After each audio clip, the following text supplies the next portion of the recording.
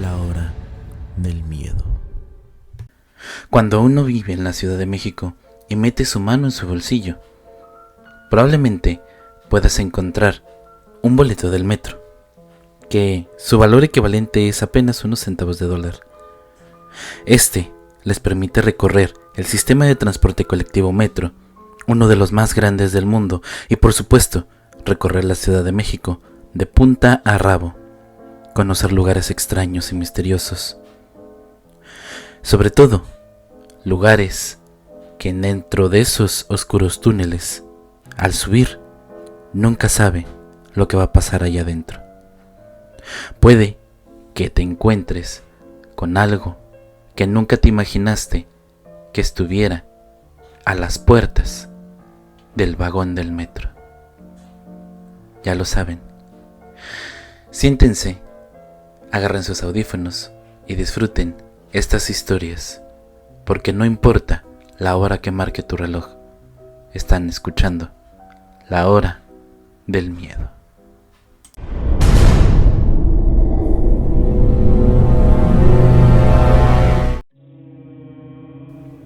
Siempre le tuve algo de respeto al metro. Es raro. Igual a mucha gente le parece una tontería, pero por mi trabajo siempre me tocaba tomarlo muy de noche.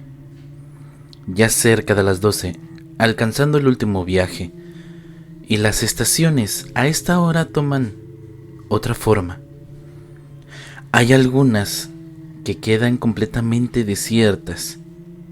Da algo de miedo mirar adentro de estos túneles, esperando por el próximo tren, y pensar que quizás algo o alguien te pudiera estar observando desde la oscuridad. Da miedo bajar y bajar escaleras, alejándote de la calle, de la gente, inclusive de la civilización, como la estación Tacubaya, particularmente profunda. Ahí, de hecho, alguna vez me tocó ver a una niña. Yo estaba esperando cerca de los últimos vagones para abordar, y ella estaba esperando junto a donde llegaría el primero. Estaba parada, de frente hacia mí. Su mirada, según yo, estaba puesta fija en mi dirección. Éramos los únicos esperando, y había algo en ella que me provocaba una incomodidad bastante notoria. Más allá de qué hacía una niña que aparentaba menos de 10 años esperando sola, ahí, y sobre todo a esa hora, no lo sé, pero en cuanto llegó el tren, me subí sin voltear a ver hacia donde estaba ella, y al avanzar, solo pude notar que ya no estaba. Quizás era solo en mis nervios, y esa niña era una vendedora que se había subido al tren y solo miraba alerta, también asustada por la hora y la situación. Al menos esto último es lo que siempre quise pensar. Después de eso, de que la vi, seguí diciendo cuando me preguntaban que yo jamás había visto un fantasma, porque yo no la consideré así. Sin embargo, eso cambiaría muy poco después, precisamente en otra estación del metro. Un tío mío trabajó mucho tiempo en mantenimiento en varias estaciones. Me contó que las historias de suicidios de gente que se lanza a las vías antes de pasar el tren son mucho más comunes de lo que nosotros sabemos. Para los trabajadores del metro ya no es nada raro y se han ido acostumbrando. Dicen que a casi todos como usuarios nos ha tocado algún retraso sin saber por qué. Nos enfadamos porque el metro no avanza y llegaremos minutos tarde a nuestro destino, sin saber que una persona decidió tal vez acabar con su vida. Y ahora hay una decena de trabajadores del metro esperando al forense, intentando que la noticia no llega a los demás usuarios. Hace un poco, en cuestión de semanas, me tocó trabajar algunas jornadas en un edificio en la colonia Juárez, muy cerca de la estación Insurgentes. Salía después de las 12, pero cuando lograba terminar mis labores un poco antes, alcanzaba yo a tomar ese último viaje del metro. A las afueras, con las tiendas vacías y personas consumiendo tal vez drogas en los túneles más oscuros, lo hacen ya de por sí en un lugar tétrico. Pero el interior de esa estación pequeña nunca me había parecido particularmente tenebroso. Tenía unas 2 semanas ahí, y luego de dejar listas mis tareas, me di cuenta que alcanzaba a subir al metro y evitar gastar en un taxi. Un buen día pensé. El policía de la entrada de la estación platicaba con un vendedor. Con seriedad lo saludé y bajé los andenes bajo el letrero de dirección observatorio. Solo había 2 personas esperando el lado contrario en la dirección a Pantitlán. Pero en un minuto más tarde pasó ese tren y me quedé completamente sola. Estaba nervioso. Comencé a sentir una ansiedad en mi pecho, una especie de desazón que no puedo explicar. Una rara mezcla entre unas ganas incontenibles de vomitar, escalofríos, ganas de salir corriendo del lugar, de estar en mi casa. No sé. En retrospectiva, pienso que era mi espíritu, mi cuerpo, mi ángel de la guarda, algún mecanismo de defensa que me decía que no debía estar ahí. Concentrado en lo que sentía, de repente me di cuenta que un olor repugnante se apoderó del lugar. Y mientras esperaba y me asomaba esperando que llegara mi tren, un llanto agudo, como de niña, que hacía eco en todo el andén, me hizo voltear hacia el túnel del otro lado del que viene observatorio a Zapantitlán. Una chica, una niña tal vez, un cuerpo pequeño estaba hincado en el túnel, casi en la oscuridad, pero lo suficientemente cerca como para que yo la viera. Me congelé. Sentí que mi cabeza dio vueltas, pero esta chica se puso de pie, mirando de frente hacia las vías, y la vi con claridad. Incluso vi que era oriental, así eran sus rasgos. Eso, de hecho, ese detalle me hizo pensar en un momento que era solo una alucinación, algo que ocurría quizás por ver tantas películas de terror. Pero antes de que pudiera procesar mis pensamientos, la niña comenzó a caminar sobre las vías, a correr, y en mi shock, creí que las piernas se me doblaron. Empecé a ver todo borroso cuando la niña pasaba frente a mí, y entonces volteó su mirada hacia mí y corrió en mi dirección. Flotó hacia mí con sus brazos tratando de alcanzarme. Me levanté y corrí hacia la salida donde el policía y su amigo se acercaron a mí al verme, tratando de ayudarme. En lo único que yo podía pensar era el sentimiento de tenerla cerca mientras subía las escaleras y sentía casi cómo podía tocarme la espalda. Minutos más tarde recobré el sentido. Les expliqué lo que vi y el policía, para mi sorpresa, me dijo que no era el primero que reportaba haber visto a la coreana. Así le dijo. Y es que se supone que a principios de este año, 2016, una chica se quitó la vida ahí, en un viaje del último tren del día. Un preadolescente de ascendencia coreana, de la gran población de gente de ese origen que vive en esta zona. Si de por sí este tipo de cosas se manejan con mucha delicadeza, la familia de la chica se esforzó para que este caso fuera incluso más privado de lo que se podría manejar. Pero algunos trabajadores saben, y trabajadores de esta estación dicen que la han escuchado, y por lo menos a este policía le han tocado ya 2 pasajeros aterrados, contándome a mí que dicen haberla visto, así, físicamente, como si fuera una persona viva, caminando por la vía. El amigo del policía, tal vez al verme así, quebrado, me acompañó hasta el taxi. Enfermé. Yo me enfermé y estuve en cama por una semana. Hoy, ya no sé qué tanto de lo que vi fue real. Solo sé que, sin importarme lo que gaste, después de las 11:40, no volveré a tomar el metro nunca más. Gracias por leerme.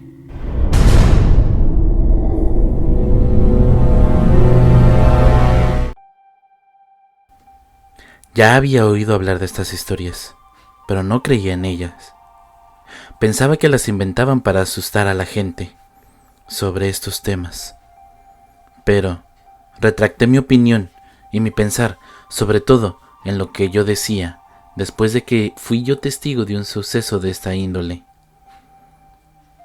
Esto pasó relativamente hace poco, hace algunos meses. Verán, tengo un niño de apenas 2 años. Yo trabajaba en ese momento en la bodega Aurrerá, que estaba por Tacubaya. Trabajaba de lunes a domingo, con un descanso entre semana. Como sabrás, en este tipo de trabajos nos rolan los horarios, así que esa semana me tocó el turno de la tarde. Yo dejaba encargado a mi hijo con mi hermana Aurora, y ella vivía cerca de la zona, y hablando con ella me hizo un favor de cuidarlo mientras yo trabajaba, y al terminar mi turno pasaría por él. Nos íbamos en el metro de la línea naranja. Nosotros vivimos junto a mis padres y con 2 de mis hermanos más chicos, ya que, de los 5 que somos, solo quedan ellos y yo viviendo con mis padres. Los demás ya se casaron y tuvieron sus familias. En mi trayecto tengo que tomar el metro de la línea naranja hasta la estación Camarones. Yo entraba a las 12 de la mañana y antes de entrar tenía que pasar a dejar a mi hijo a la casa de mi hermana. De ahí me dirigí a trabajar. Resulta que a eso de las 8 de la noche, Aurora me mandó un mensaje diciendo que mi hijo se había intoxicado con algo, pero que ella le había dado de comer. Tal vez era eso y lo llevó a urgencias, al hospital pediátrico de Tacubaya. Yo en este momento me alteré. Sentí que se me había subido la presión. Dejé lo que estaba haciendo y fui corriendo con mi jefe. Le conté la situación. Incluso le dije que si quería me pusiera falta, pero que me dejara salir lo más pronto posible. Afortunadamente él entendió mi situación y me dejó salir en este momento.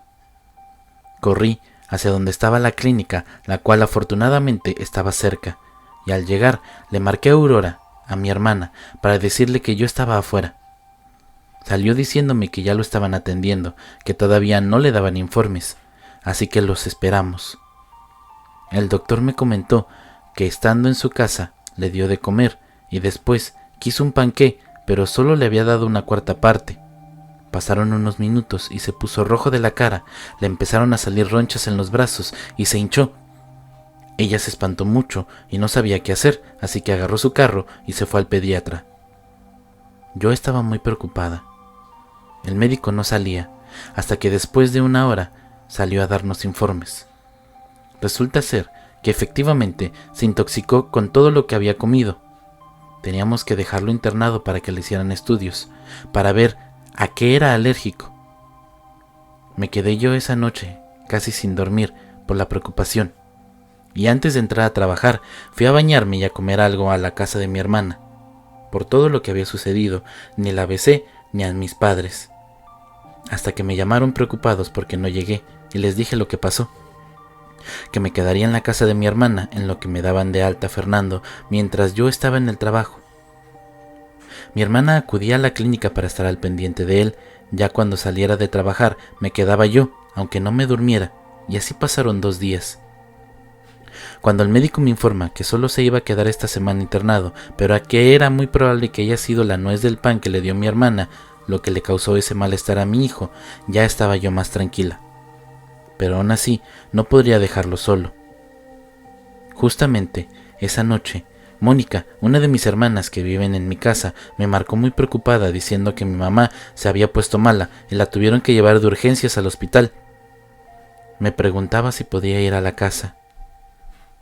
Yo no sabía qué hacer, pero sin pensarlo fui, ya que a fin de cuentas mi hijo estaba mejor y decidí ir. Le dije a Aurora que nuestra mamá se había puesto mala y que si me hiciera el gran favor de quedarse con Fernando y aprovechando así traería 2 mudas de ropa. Vi la hora y quedaban 40 minutos para que cerrara el metro, así que tuve que ir al paso. Caminé toda la calle Arquitecto Carlos Lazo hasta llegar a la avenida Jalisco e irme por debajo del puente para llegar al metro de la línea naranja. Ese es el camino que siempre tomo cuando voy a mi trabajo a mi casa, pero esta noche, en serio, sentí algo extraño en el ambiente. Yo pensé que era lo de mi niño y lo de mi madre, y yo estaba un poco sensible, pero al parecer, esto era otra cosa. Ya estaba demasiado oscuro. Ni una persona caminaba a la par. Veía a uno que otro vagabundo durmiéndose en las entradas de los locales, pero tenía que seguir mi camino.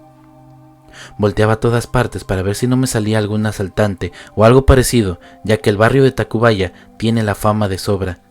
Así que ya, al haber llegado al metro, tenía que pasar por ese pedazo de parque donde hay bancas y hay una base de camiones para poder ingresar al metro.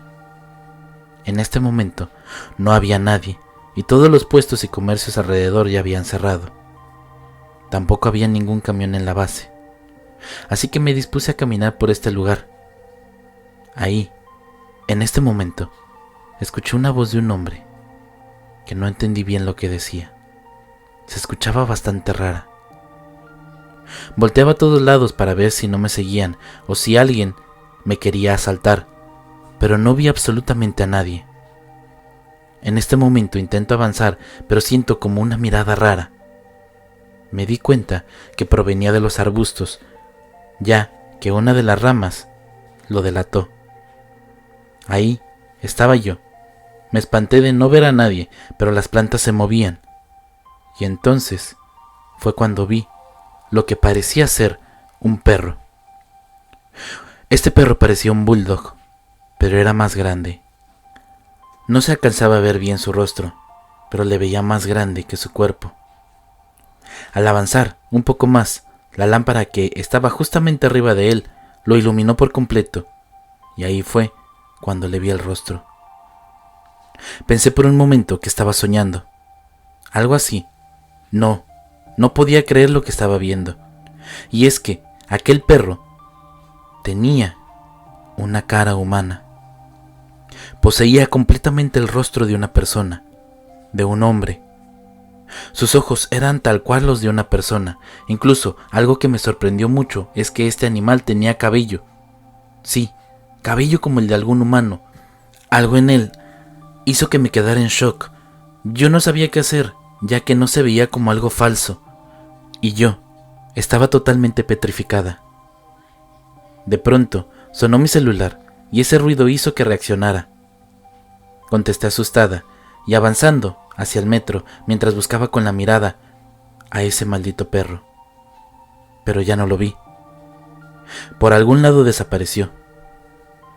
En el teléfono me contestaba mi hermana Mónica, la que vive conmigo, diciéndome que mamá estaba mejor. Solo se le había bajado el azúcar, pero que ya la habían estabilizado, porque ya no era necesario que fuera.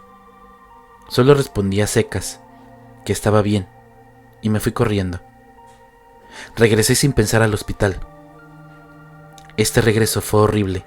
Volteaba para todos lados para ver si no me encontraba con aquel perro de nuevo, pero simplemente seguía caminando, casi corriendo.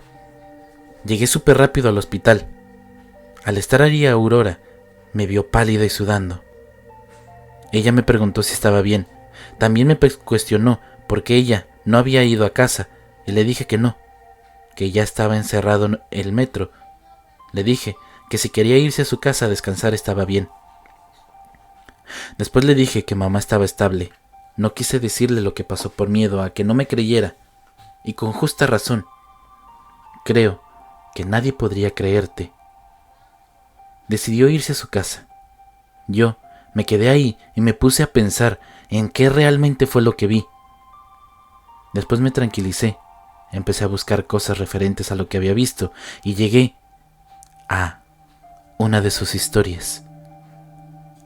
Sobre todo, de esta historia, que este animal ya había sido visto en Tacubaya. Me sentí demasiado identificada con la historia y muy probablemente ese animal era el mismo que yo vi. No quise indagar más. Vi más anécdotas de estos animales, de mascotas, actuando extraños.